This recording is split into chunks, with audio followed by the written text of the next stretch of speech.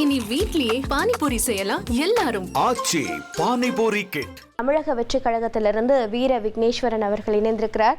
Sir வணக்கம். இரண்டாவது நாள் கருத்தரங்கு கூட்டமானது இன்றைய தினம் நடைபெற இருக்கிறது. கூட்டம் எந்த அளவுக்கு இருக்கிறது, நீங்க எப்படி பாக்குறீங்க? நேற்றைய தினம் இருந்த அளவிற்கு அதே கூட்டம் இன்றும் இருக்கிறதா, எப்படி பாக்குறீங்க? இல்ல, நம்ம இன்னைக்கு நடக்கிறது ஒரு வாக்குச்சாவடி மூவதற்கான கருத்தரங்கு தான். அதனால அனைவருக்கும் அசஸ் கிடையாது. நேற்று எங்க கழக பொதுச் செயலாளர் சொன்ன மாதிரி எங்களோட டீடைல்டு பிளானோட ஒரு பகுதிக்கான கூட்டம் நடக்குது. மொத்தம் தமிழகத்துல இருக்கிற 69,204 பூத்துக்கான பூத் முகவர்கள் கூட்டம் பல்வேறு பகுதிகளில் நடக்குது. இப்ப கோயம்புத்தூர் நடக்குது, மற்ற பகுதிகளில் விரைவில் நடக்க இருக்கு. அவரோட அப்ஜெக்டிவ் என்னன்னா, ஒவ்வொரு எம்எல்ஏ கான்ஸ்டிட்யூன்சிலையும் ஆவரேஜா 295 பூத் இருக்கு. ஒவ்வொரு பூத்துலயும் ஆவரேஜா 895 ஓட்டர்ஸ் இருக்காங்க. ஒரு 250ல இருந்து 300 ஃபேமிலிஸ் இருக்காங்க. இந்த ஒவ்வொரு பூத்துக்கும் 8 பேர் கொண்ட ஒரு குழுவை போட்டு அந்த பூத் கமிட்டியை டே டு டே பேசிஸ்ல மக்களை சந்திக்கிறது, மக்களோட பயணிக்கிறது, மக்களோட பிரச்சனைகளை அறிஞ்சுக்கிறது. அதுல எங்க தோழர்களும் அரசியல் வயப்படுவாங்க.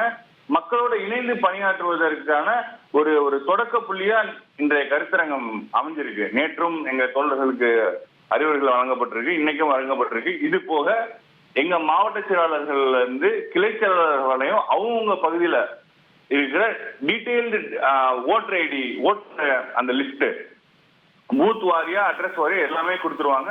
அது ஆன்லைன்லயும் அது டிஜிட்டலாவும் கொடுத்துருவாங்க, பேப்பர்ஸ்லயும் கொடுத்துருவாங்க. இது ஒரு ஸ்ட்ராட்டஜிக்கலா நம்ம எப்படி தேர்தலை அணுகுறோம் அப்படிங்கிற ஒரு பகுதி. இது எல்லாத்துக்கும் மேல நமக்கு ஒரு அப்ஜெக்டிவ் இருக்கு.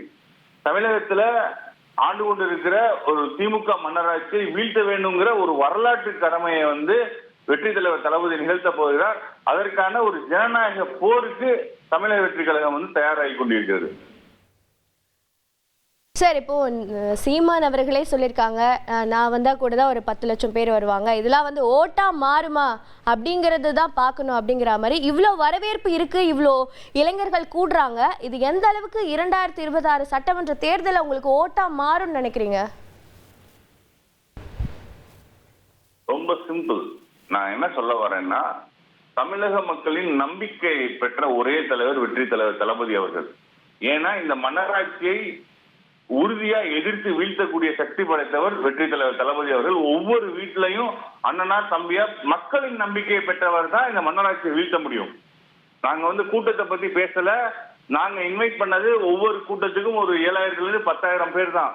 இன்வைட்டீஸ்க்கு QR கோடு கொடுத்து ரொம்ப ஒரு செக்டர்டா தான் நாங்க உள்ள அலோவ் பண்றோம். எல்லாத்தையும் அலோவ் பண்ணல. நாங்க கூட்டம் கூடல, மாநாடு கூட்டல, நாங்க கூட்ட ஒரு கருத்தரங்கு தான்.